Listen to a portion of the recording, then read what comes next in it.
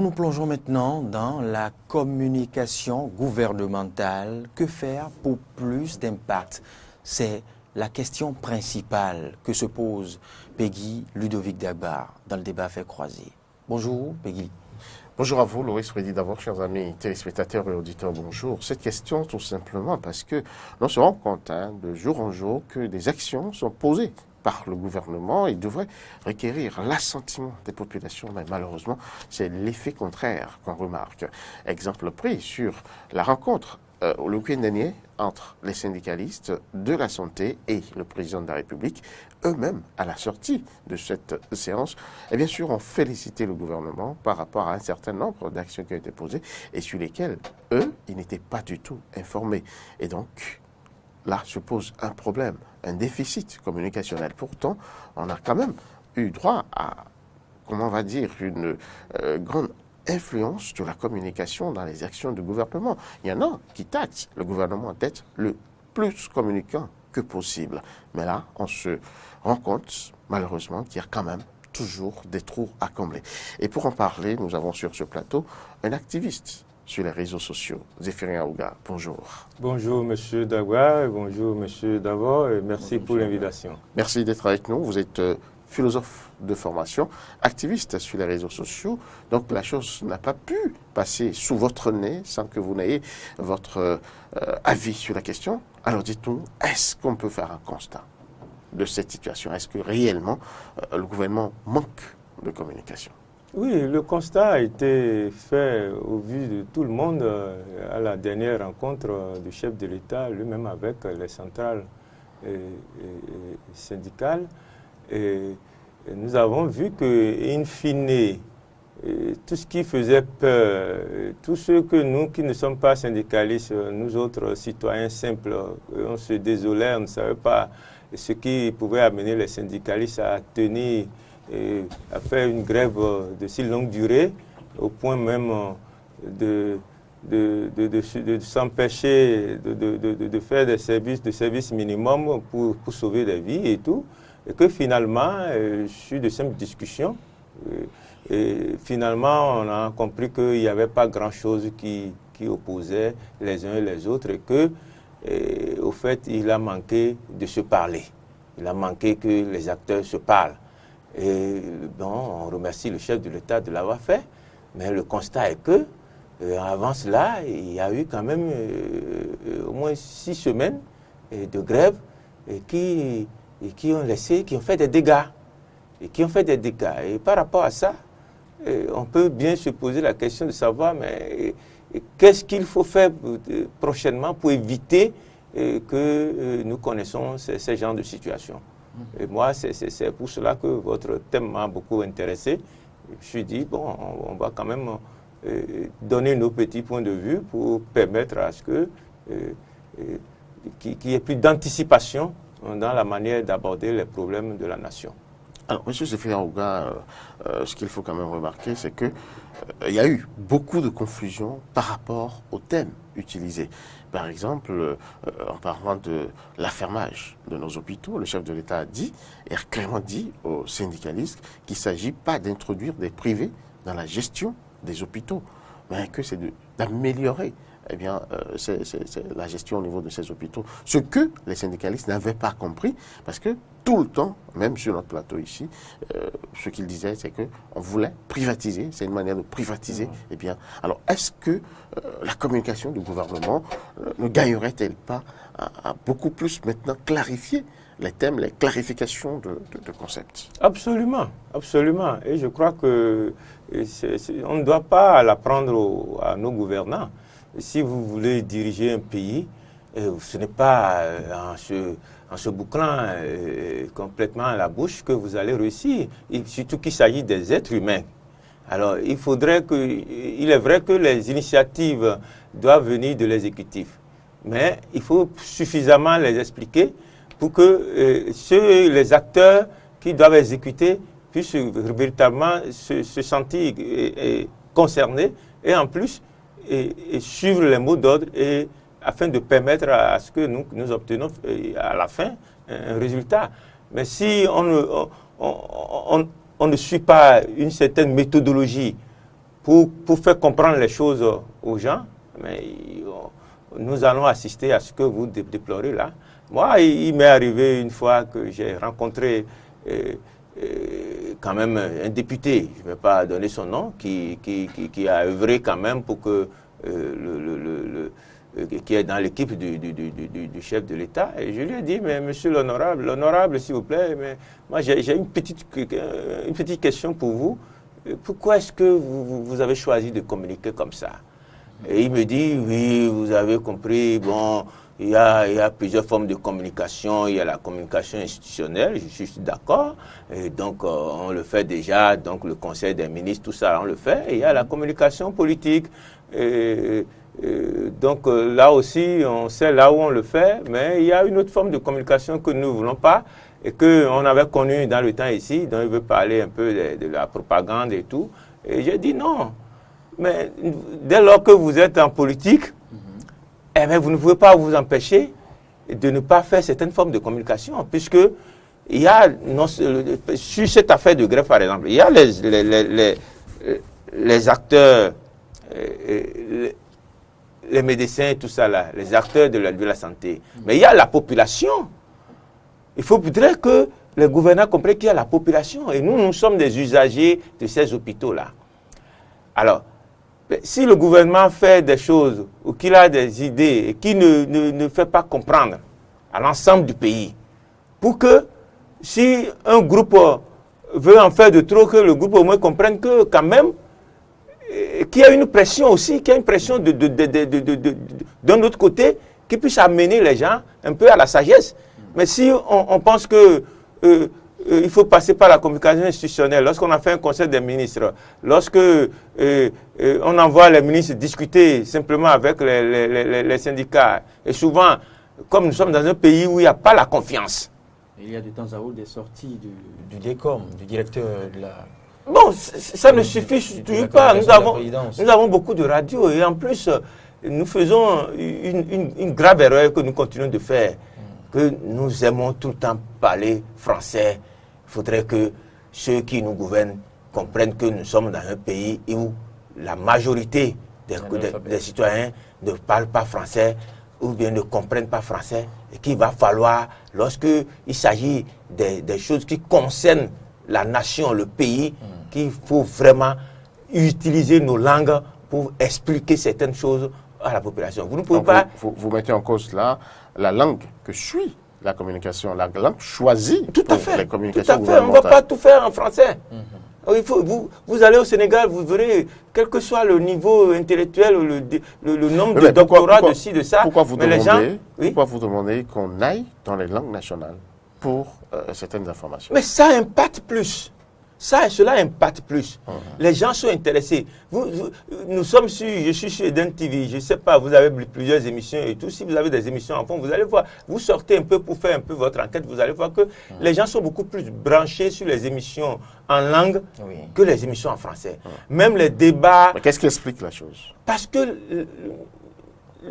le pourcentage de ceux-là qui s'expriment en langue et qui ne comprennent pas le français, ce pourcentage est grand. Et qu'est-ce que vous voulez? Tout le monde a l'envie de participer au débat, d'écouter. Mais si cela ne passe pas que souvent en français, vous n'allez impacter que une petite partie du peuple, mais tous les autres ne sont pas intéressés. Il y a des émissions, par exemple, sur les radios. Vous allez me permettre de citer. Vous prenez les revues de presse en fond, par exemple. Je ne vais pas citer des chaînes. Il y a plusieurs chaînes qui le font. Mais moi, je participe souvent à des débats sur une chaîne donnée régulièrement. Je vais décrypter des chroniques, tout ça là, régulièrement. Je vous suis aussi. Voilà. Mais vous allez constater, en ville, les gens m'ont reproché, mais français, tout ça là, non, t'es pas. Donc ça veut dire qu'il y a une grosse partie de la population qui échappe à cette communication-là. Tout à fait. Donc le gouvernement veillerait aussi à faire cette option. Mais un gouvernement qui est là, il est là pour l'ensemble de la population.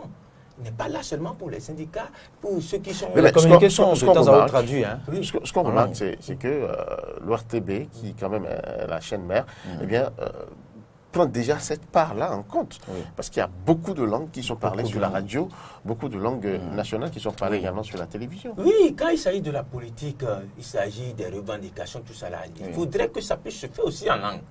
Parce que cela intéresse le bas peuple aussi.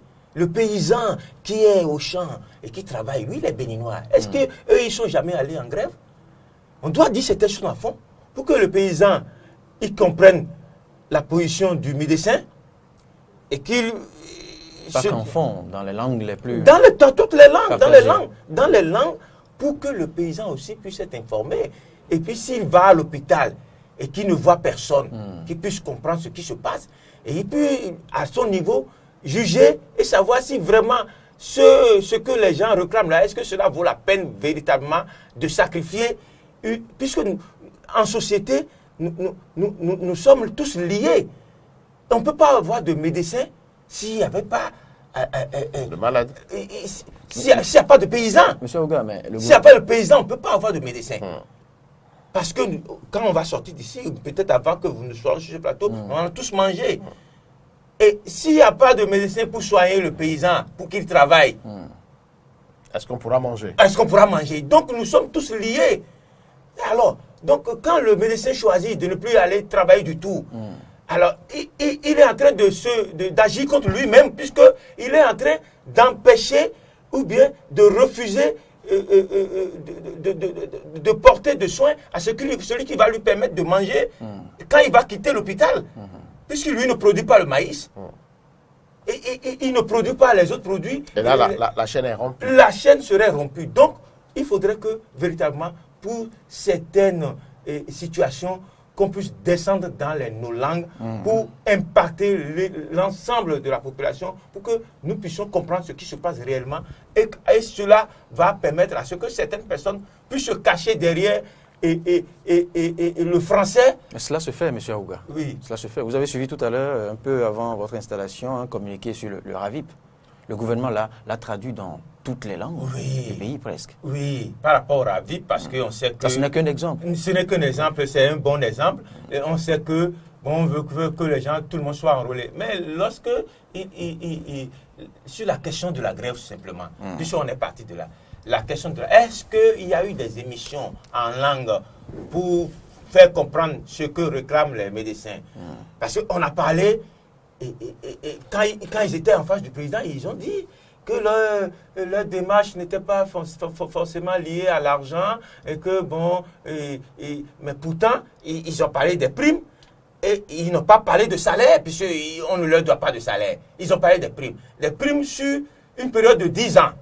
Ça veut dire que l'actuel gouvernement n'est pas lié. Mais puisqu'on dit que l'État a une continuité, c'est normal que ceux qui sont là, ils feront tout pour régler. Mais est-ce que l'extrême où ils sont allés pour les primes ou pour les réformes, est-ce qu'on doit forcément aller à ces extrêmes-là? C'est là où il faut que le gouvernement prenne sa responsabilité pour informer à la base. Parce que tous les médecins là, ils ont aussi des parents. S'ils rentrent au village et que les parents qui ont été informés dans les langues et tout, leur disent, mais ce que vous faites là, ce n'est pas juste, ce n'est pas, vous ne montrez pas que vous nous aimez, puisque vous pensez que vous êtes les seuls Béninois, mais au fait, le vrai Béninois, être Béninois, c'est d'abord l'amour du prochain, l'amour du concitoyen.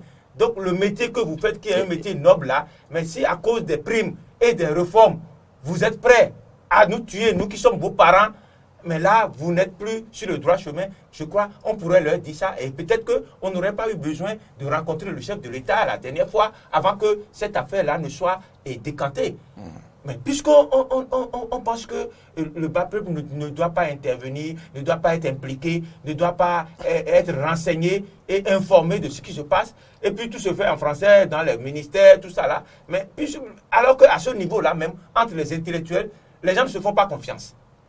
On ne se fait pas du tout confiance. Ah bon? Du tout. Les intellectuels ne se font pas confiance? Mais ce qui s'est passé avec le chef de l'État, est-ce qu'on ne va pas me dire qui va me dire que les ministres n'ont pas essayé de rencontrer les syndicalistes? Oui, mais peut-être que le langage... Mais ils l'ont fait plusieurs fois. Peut-être que le langage n'a pas été convaincant avec les ministres. Voilà. Et ça fait partie aussi de la communication qu'il faut savoir utiliser aussi la langue. qu'il faut les outils pour pouvoir transmettre un message et pour permettre à ce que votre interlocuteur puisse véritablement vous comprendre et accéder à ce que vous souhaitez. Comment expliquez-vous ce fait qui a débordé le vase, on va dire, avec les syndicalistes qui, juste après la rencontre avec la ministre du gouvernement, sont devenus encore plus enragés et ont corsé le mouvement parce qu'ils ont dénoncé la récupération faite par le gouvernement qui déjà clamait, déjà tout était réglé, tous les problèmes étaient réglés alors que rien n'en était. Comment expliquez-vous ça? Oui, moi je n'ai jamais été ministre, mais la posture du ministre c'est une posture un peu compliquée aussi, hein, parce que le ministre il est au gouvernement pour travailler d'abord pour le chef de l'État qui est élu de la nation.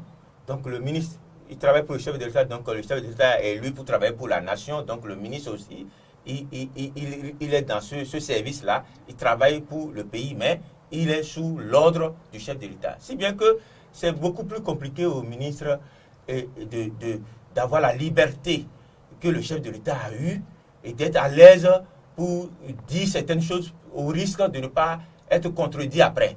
Puisque vous voyez, à la rencontre avec le chef de l'État, il y avait tous les ministres intéressés là, et le ministre des Finances, tout ça là, quand le chef de l'État dit oui pour telle chose, le ministre des Finances dit oui, ça peut aller, on peut le faire tout de suite et tout. Mais si c'est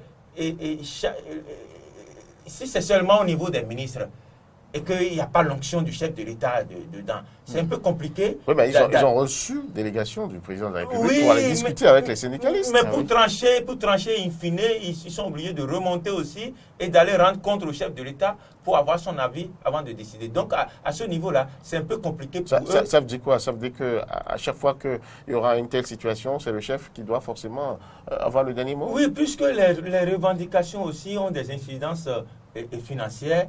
Et que sur ce plan-là, celui qui doit dire oui, et puis ça va se réaliser tout de suite, c'est le chef de l'État. Il est vrai que avant que le chef de l'État lui-même ne consulte ne prenne un engagement, il est obligé de consulter le ministre des Finances, tout ça là, pour voir à quel niveau de recettes nous sommes dans le pays pour pouvoir prendre des engagements.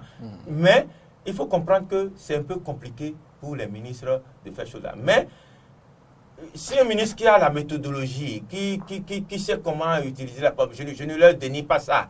Mais j'ai seulement constaté qu'il y a une crise de confiance qui fait que, bon, quand on envoie un ministre, les gens se disent, bon, il raconte ce qu'il veut, mais nous, on n'est pas là. Bon, Dieu merci que après le chef de l'État, les gens ont compris que au fait, il s'agit du Bénin, parce que c'est l'essentiel. Il a eu les mots pour les convaincre. Il a eu les mots, il a eu la modestie qu'il faut, il a eu la posture qu'il faut pour pouvoir mettre tout le monde à l'aise et écouter tout le monde, et ça s'est passé dans une ambiance de convivialité. Il a eu ce qui a manqué jusque-là. Ce qui a manqué jusque-là.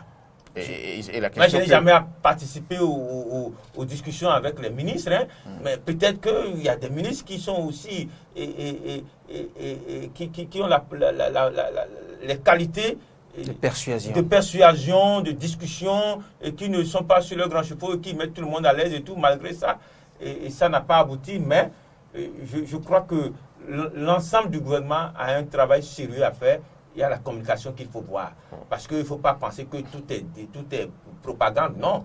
Et le raviv tel qu'on le fait, on pourrait dire que c'est de la propagande, mais c'est de la propagande positive. C'est de la propagande positive. Donc, de la même manière, il y a sur certains sujets, on doit véritablement communiquer parce qu'il y a aussi tous les citoyens, tous ceux qui ne sont pas fonctionnaires de l'État, qui ne sont pas syndicalistes, tout ça là, eux, nous comptons aussi. Nous comptons aussi et nous sommes des parents à ceux-là qui travaillent dans les ministères et tout. Et là, on peut les influencer aussi et leur dire certaines choses dès lors que nous avons le bon son de cloche. Alors, on pourrait aussi quand même parler de cette forme de communication qui a semblé jeter les syndicalistes aux orties en pâture carrément aux populations, les montrant vraiment comme des apatrides, des inhumains, des gens qui franchement ont délaissé leur serment Comment voyez-vous cet aspect? Non, non, ça c'est de la stratégie juste pour les Stratégie communicationnelle. pour les contraindre à dégeler le mouvement. Ils n'ont pas tellement aimé, mais on n'a même pas besoin de montrer qu'ils ont failli à leur serment. Cette stratégie pourrait virer aussi. C'est ça qui a envenimé la situation, en fait. Bon, ça ne devrait pas. Mais les gens n'ont qu'à comprendre. Moi, ce que je voudrais dire, on n'est pas en guerre contre nous. Nous, on ne peut pas être en guerre contre nous. Et si les revendications doivent être orientées personnellement, il y aura toujours cette crise de confiance-là. Qu'est-ce qui a été dit à la rencontre du chef de l'État et qui n'avait pas été dit avant? Je crois que les mêmes choses auraient été dites, sinon il n'y a rien d'extraordinaire qui a été dit. Peut-être ici avec plus d'assurance et plus d'engagement. Voilà, le chef d'État a montré une disponibilité, il était prêt à tout entendre, il ne refusait la parole à personne, d'accord? Il n'a pas montré qu'il était pressé, il voulait qu'on creuse tout en même temps. Je crois qu'il y a eu cette disponibilité-là, mais les ministres qui sont quand même sous l'influence du chef de l'État n'ont pas tout ce pouvoir-là et ils n'ont pas tout. Est-ce dit qu'aujourd'hui, il est difficile d'être ministre? Quand on est ministre, on refuse d'être et on a peur de voir le chef, c'est ça? Non, un ministre ne devrait pas avoir peur de... C'est un peu le tableau que vous dressez. C'est au constat, c'est ce que nous remarquons. Non, c'est pas qu'ils ont peur. En principe, un ministre, un bon chef de l'État ne devrait pas avoir des ministres qui auraient peur de lui. S'il est vraiment un bon chef d'État, et parce que les ministres sont là pour que lui il puisse réussir son action. Alors, si vous avez des collaborateurs qui ont peur de vous, ça veut dire que vous êtes un mauvais chef. Vos collaborateurs ne doivent pas. Si vous êtes rigoureux. Mais non, la rigueur ne veut pas ne signifie pas qu'on doit avoir peur de vous. Avoir peur de quelqu'un, c'est ne même plus avoir la possibilité de lui parler, de communiquer avec cette personne-là. Maintenant, si vous êtes rigoureux, vous avez des principes, vous voulez un travail bien fait, ce n'est pas une raison pour qu'on ait peur de vous. Votre collaborateur doit savoir à quoi s'en tenir et savoir que lorsque vous lui demandez quelque chose et qu'il doit mettre toute sa compétence en jeu pour vous présenter quelque chose de bien. Ce n'est que ça, mais avoir peur de vous, mais ce n'est pas bien. Donc, je crois que les ministres ne devraient pas avoir peur du chef de l'État, puisque cela ne rend pas service au chef de l'État. Ils ne doivent pas craindre le chef de l'État. Non, ils ne doivent pas le craindre. Ils doivent le respecter. Le respecter naturellement. On respecte son père à la maison, sa maman à la maison. C'est comme ça, on respecte son directeur au service. Et le chef de l'État, c'est tous les Béninois. Nous l'avons élu, nous devons le respecter. Ça, là, il n'y a pas de débat autour. Maintenant, pour bien travailler, et lorsqu'on vous nomme ministre, vous ne devez pas le craindre. Si vous avez quelque chose, vous devez le dire au chef de l'État. C'est à lui de vous dire, je suis d'accord, je ne suis pas d'accord. Et dès lors que vous avez fini, vous avez rempli votre rôle, vous avez joué votre rôle, mais vous n'avez plus rien à craindre. Alors maintenant, aux solutions, puisque là, nous arrivons pratiquement au terme de cette émission. Quelles solutions vous prévoyez ou vous pensez qu'on pourrait apporter à ce manque dans la communication gouvernementale, où il faut quand même beaucoup plus se faire comprendre, faire épouser sa philosophie, ses objectifs à la population à travers les actions qui sont posées? Il y a plusieurs choses. Le gouvernement doit être véritablement ouvert sur ses intentions. Que mettez-vous dans Il doit communiquer sur ses intentions. Communiquer. Mais c'est ce qu'il fait jusqu'à présent. Ah non, ça se fait. Ça se fait. Il faut qu'il renforce cela. Comment Je vous ai parlé en allant dans les langues? Les langues, sur des trucs qui sont essentiels, tous les Béninois doivent être au courant. C'est cela. Tout le monde doit être au courant. Voilà ça ne doit pas seulement rester dans certaines chapelles, tout ça là. Voilà que nous avons plus de 200 langues vernaculaires ici. Bon, mais il y a des langues qui sont adoptées dans lesquelles les mieux partagées. Dans lesquelles les informations passent, non? Sur l'ORTB, sur d'autres chaînes, il y a des radios privées, il y a une télévision, ici sur une télévision privée, il y a des langues que vous parlez, donc les langues qui sont déjà parlées, qu'on puisse les débats politiques aussi, qu'on puisse faire ça dans les langues. Parce que ça intéresse les citoyens. Les gens veulent comprendre ce qui se passe. Mais si c'est seulement en français que nous faisons tout, mais nous allons parler pour quelques-uns, mais la grande majorité sera là. Et c'est ça. Et ça profite aux politiciens. Oui. Ce qui fait qu'au niveau, quand les campagnes arrivent, tout ça là, on peut malmener, manipuler le peuple simplement. On peut manipuler. Donc, c'est un risque aussi. Il ne faut pas croire que le fait de ne pas vouloir que tout se dit dans les langues là, que je suis le seul à l'évoquer. Les gens comprennent qu'il y a aussi un risque. Qu'en allant dans les langues, mais que les populations comprennent tout. Les populations vont tout comprendre. Et qu'elles agissent différemment de ce qu'ils auraient voulu. Ça pourra jouer au cours des élections aussi. Au cours des élections, mais on ne peut pas, pour des calculs politiciens, ne pas aller là.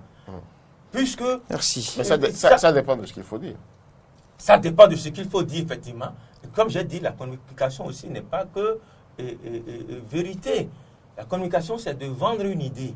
C'est comment faire pour vendre une idée, pour permettre à ce que votre interlocuteur, quand il vous écoute, il puisse comprendre. Maintenant, on ne peut pas être à un poste de chef d'État et ne pas être franc avec sa population. On doit être franc avec sa population. Et puis, c'est tellement un poste sacré, un fauteuil sacré où quand vous êtes là, vous êtes tenu d'être franc avec votre peuple. Et c'est pour cela que moi, au début, quand le chef de l'État était arrivé, il a parlé de son affaire de mandat unique et tout, et il a montré ce pourquoi il le dit. Je me suis dit, ben, c'est bon, si c'est pour éviter les intrigues politiques et pour véritablement se mettre à la disposition de la population et travailler véritablement sans calcul, sans arrière-pensée, c'est une bonne chose. Mais bon, on a vu que cela n'arrange pas. Ça n'arrange pas toujours. Ça n'arrange pas toujours. Donc, la classe politique. Donc, merci, M. Aouga. Merci beaucoup.